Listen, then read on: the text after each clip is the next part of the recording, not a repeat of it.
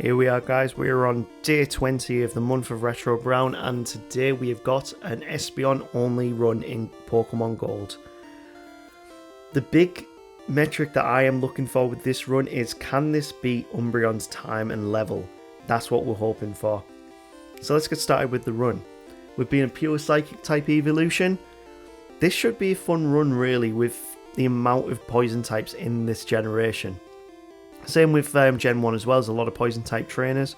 So we're going to go and choose our Pokemon, and we'll choose Chikorita as the rivals Pokemon for this run as well.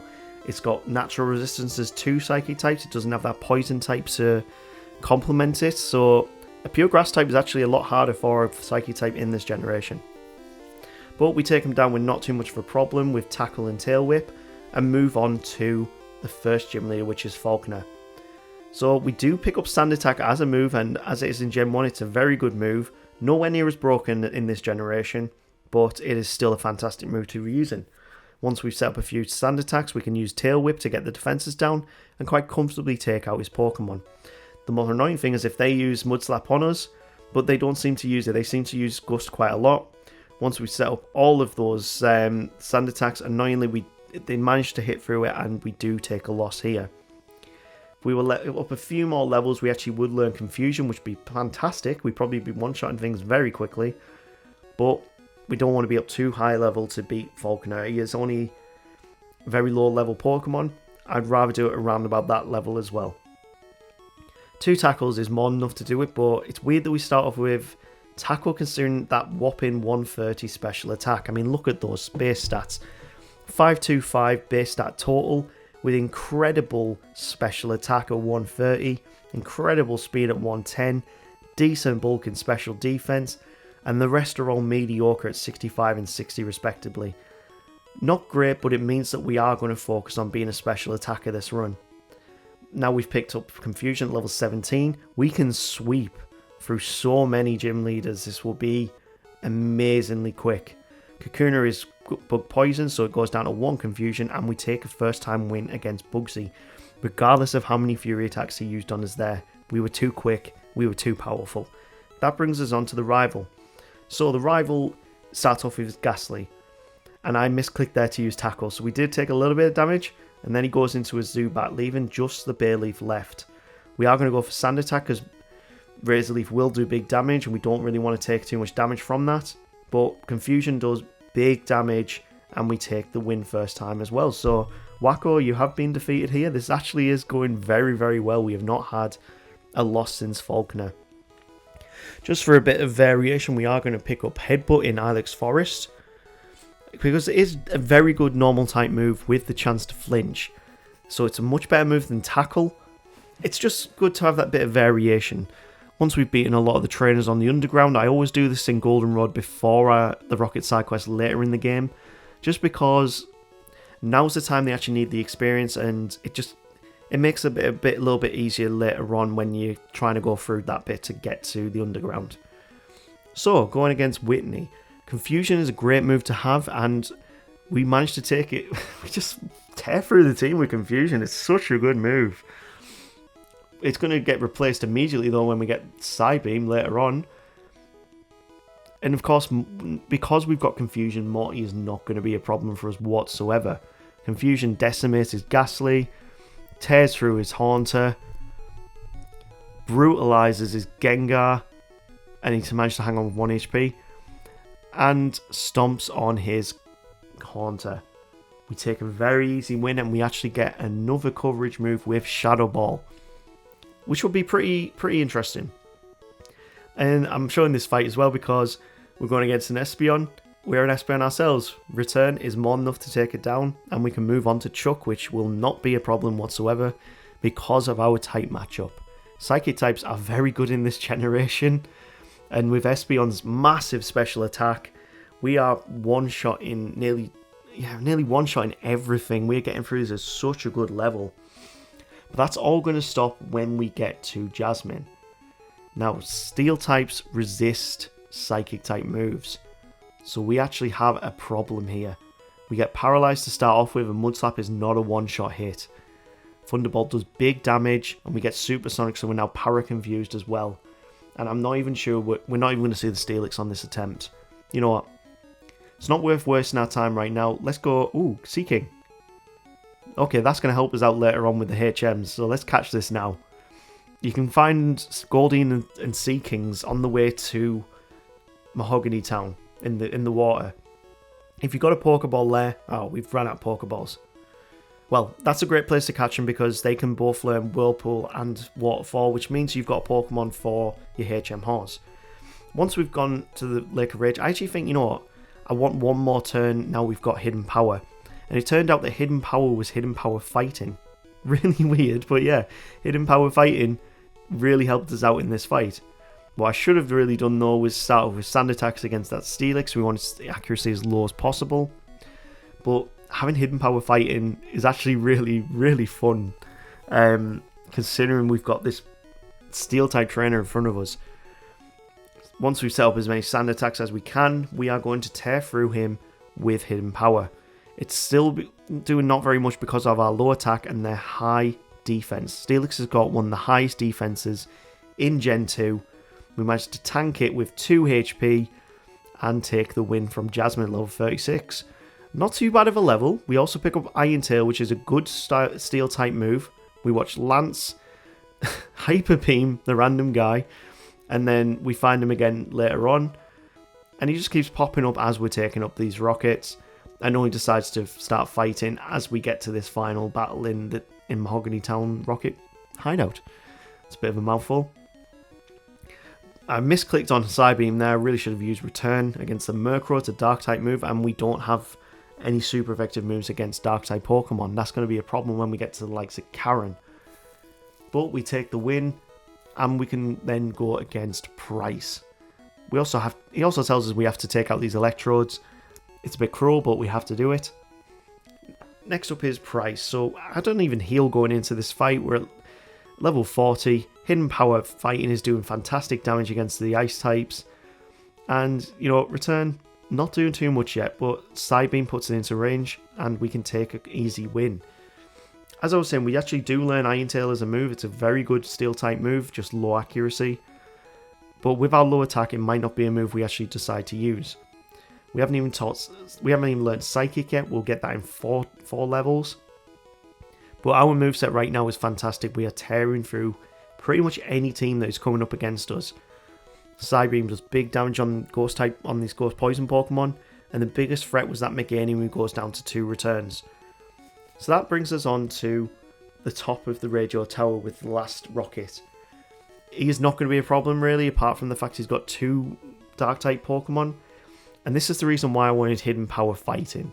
I was very lucky that we did get it, because I don't have any software help me choose that at the start. I have to just go with what it is. But Hidden Power Fighting was perfect, and we take the win against Dark types quite comfortably with that. As you can see here, we're now going against Claire.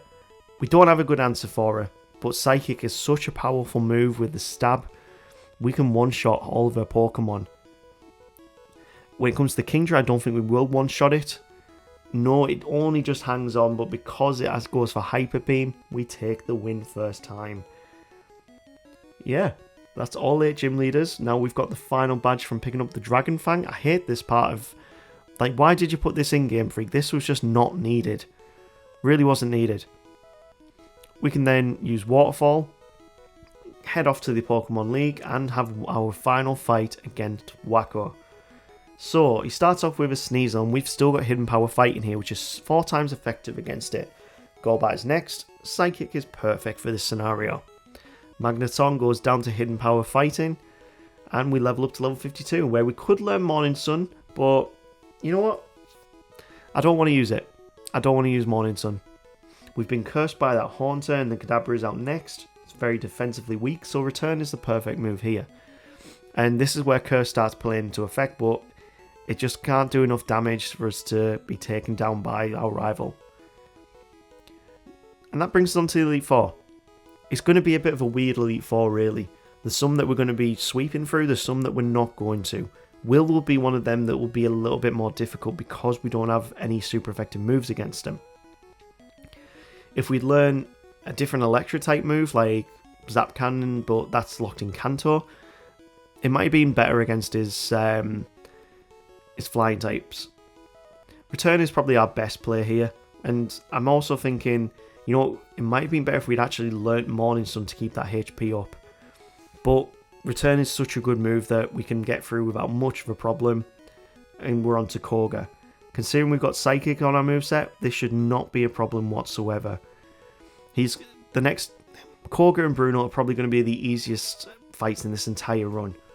Psychic will just tear through their teams, and we don't really have to worry whatsoever. We outspeed so many things because of that high speed stat, even the Crobat, but we are, 9, 10 levels above it now. We don't even take 1 point of damage there. We'll move on to Bruno, and there's really not much to talk about with Bruno again. We're pretty much going to one-shot his entire team. So, let's start thinking about what we need to do for Karen. Karen is going to be a big problem. We do have Hidden Power fighting, but that Umbreon that starts off is very bulky, so it's going to be a problem. We've got Psychic for the likes of the Gengar and the Vileplume. The Houndoom will have to make do with Hidden Power fighting. The Murkrow probably going to have to be returned. It's very defensively weak. We'll have to see how we do. So, 2 Hidden Powers takes out that Umbreon. Murkrow is next, and Return is more. It doesn't one-shot it. What? Oh my god, how much damage have we taken there from that Murkrow? Hidden Power does not take out the Houndoom as well, and we take our first loss of the Elite Four. Wow, okay. Okay, this is actually kind of difficult. Okay, so if we can hit it... we've been Sand Attacked as well, so we are going to take quite a bit of damage here. This is not looking good. I don't want to get up more levels to do this. That Houndoom is walling us with Crunch. Right, what are we going to have to do here? Okay, Sand Attack miss, that's perfect. We get through the Umbreon with no problems. Which means Return is a one-hit KO with a critical. Brings us to Houndoom. We are going to go for Hidden Power. Crunch does half our damage, our HP. That's not good. It's not even a range as well. Okay, there's 2 Pokemon left and they're both weak to Psychic. We can tank a Petal Dance if we don't. Yes, there we go. Okay, so as soon as you get past the likes of the Murkrow and the Houndoom, not much of a problem whatsoever. I'm not too sure what we're going to do for Lance's Dragon types. They are resisted to Psychic type moves. Gyarados not so much. But he's going to go for his Dragonites, and they're probably going to try and Paralyze us. Of course they're Paralyzers, but Psychic is still very powerful against them. Hyper Beam is a bit of a problem. 3 Pokemon left. Yeah, I don't think we're doing this. Okay, let's rethink this. So, Psychic is perfect for the Gyarados. We want that Rain up because when the Charizard comes out, the Flamethrower will be nulled. We're going to use Sand Attack on the Dragonite so that they actually can't. They've got less chance to hit us with that Thunder Wave. Okay, and yeah, Sand Attack is a fantastic move to have here. It means that they are not using Thunder Wave on us, and we can get through most Pokemon without being detrimented by that paralysis. We're on to the final Dragonite, and he goes for Safeguard, so we win without taking any damage. Level 57, we have completed the Pokemon League with an Espeon. It's a very good Pokemon. I much prefer it to Umbreon, I'll be honest. I much prefer harder hitters than defensive tanks. So level 57, and at 4 hours 39, we have beaten Umbreon's time. Umbreon finished the game in 4 hours 48, level 57. We've done it at 14 minutes lower. 14 minutes lower than Umbreon. I just want another... reason why I'm showing you Sabrina here is because I just want another chance to show you an Espeon v Espeon fight. Sabrina is not a problem for us whatsoever because of the moveset we have. You know what? Red is probably going to be a problem. And we're actually... I don't think it'll be too much of a problem against the likes of Blue either. He's going to start off with his Pidgeot. Our defenses aren't that great, but with our special attack being so high, we're going to tear through his team again. Alakazam, as long as Reflect is not set up, is pretty much going to be a one-shot with Return. The Rhydon is very specially weak, so Psychic is the best player here. Gyarados is next. It's not a one-shot, but he does set up the rain, which does help us with that Arcanine incoming. And also the Executor doesn't have Sunny Day, so it means that... Ooh, that did a lot of damage, that. Okay, Arcanine is next. Rain is stopped. Psychic is not a one-shot, and we have been Leech Seeded. And he goes for full restore. That's not good. Oh, no. Please don't. No, no, no. Are you really stalling me out with Leech Seed? You cheesy arsehole. Did Leech Seed beat us? Oh, that is the cheesiest way I've lost against Blue ever. He stalled out with Potions and Leech Seed. What? Oh, that's annoying. That is really, really annoying. I've seen some amazing things in the month of Retro Brown so far. Strategies that they have used that I have never seen before. Strategies I have never used in my life as well. This is why I like solo running. When you have a team of Pokemon, you kind of fall into certain strategies that you do for every single fight. When you're solo running, you only have that one Pokemon to do. So once we've now beaten all of Kanto Gym Leaders, we can move on to Mount Silver with the final fight of this run, which is, of course, Red, the former champion. Let's see how we do. So first up is the Pikachu, and if he uses Charm, not the worst thing in the world because we are more of a special attacker. Brings us on to the Espeon v Espeon, and we are going to go for Sand Attack and then our own Psychic. Psychic is still the best move to be using here. Annoyingly, because that attack is lowered, we're going to have a bit of a problem, and we're only on 10 HP and there's 4 Pokemon left. With the Snorlax out now, yeah, we're not going to win this one. We need more levels. Annoyingly, we can't learn Amnesia, which would be perfect, but at level 6, we can actually take out the Pikachu at level 66 with 1 Psychic. Return is then doing more damage because we haven't had the attack drop, and we're onto the Snorlax, which way now we can use Hidden Power. We're on 2 HP, we have got Rest. We just need to make sure that, oh no, we're going to lose this. Yeah, we need more levels, we need more HP. Okay, so level 71, we've gone up a few more levels now. Let's see how we do in comparison. Return is still not doing amazing damage because they've got Reflect up. We do have Rest on our moveset. And Psychic's a better play here now that Reflects up. So, oh, he's using Amnesia. This Snorlax is walling us here. It's a good thing as a sleep though, so Hidden Power is doing big damage. And we can outspeed whatever Pokemon comes out next to possibly rest up. I'm going to use Psychic here. Is it a one-shot? It's not. So, yeah, we do need to plan around this a bit better. I don't think more levels is really going to give us too much of a difference, but I'm going to go up 2 more levels and see how different this makes it. I've also replaced Return with Sleep Talk because Psychic is just such a powerful move. I don't see any other point in not using it. Once he uses Amnesia, we switch to Hidden Power, and we can rest when needed. With Sleep Talk, it means that we can also hopefully rest up while we're resting up, and tank Body Slams.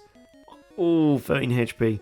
Please use Rest. Now he uses Hidden Power, so are we going to lose this attempt? No, we woke up and used Rest. Okay, perfect, perfect. I misclicked there on using Rest. We need to use Sleep Talk, and he does go for Rest again, which is perfect. So, Sleep Talk is a very good move. When you're asleep, it randomly chooses one of your other moves to use. We're still asleep right now, and I think we're going to wake up, so we're going to use Rest again. Surf does decent damage, and we go for Rest again. He's now set up the Rain, which is not good. Surf can do even more damage, but we keep Sleep Talk and Rest, which is perfect. We go for a Psychic this time round, and we're on very low HP. We need to... We should wake up here as well. You know, just go for Psychic, and it's a critical hit. We take the win at level 74, and we beat Red with an Espeon.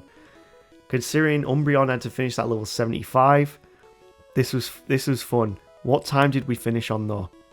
So in terms of stats and the moves, we finished this with Psychic, Sleep Talk, Rest, and Hidden Power Fighting. Interesting moveset really. And we finished the game at 6 hours exactly. We beat Umbreon by 6 minutes and 1 level, which has brought us to the conclusion that Espeon is better than Umbreon in Gen 2 solo running. Perfect end to the video, perfect end to these 10 as well. let's bring it on to what we're going to see next up on the wheel. So, spinning the wheel, we have Noctowl first. Not a bad Pokemon. Really not a bad Pokemon. That could be a good run. Next up is Delibird. We're getting a few flyers this time round, and Delibird would be the harder run to go with. Oh, this is an interesting choice. What's last? Ampharos. No, you know what? We're going to go with Delibird. We're around Christmas. We might as well go with the Santa Pokemon. Let's see how we do next time with a Delibird. If you got to this point in the video, of course, smash that like and subscribe, you legends. Hope you're enjoying this Christmas period, and we'll see you in a few days for the Delibird run. Quite apt that it's come up at this point in the year, really, isn't it? Let's see how we do. Take care.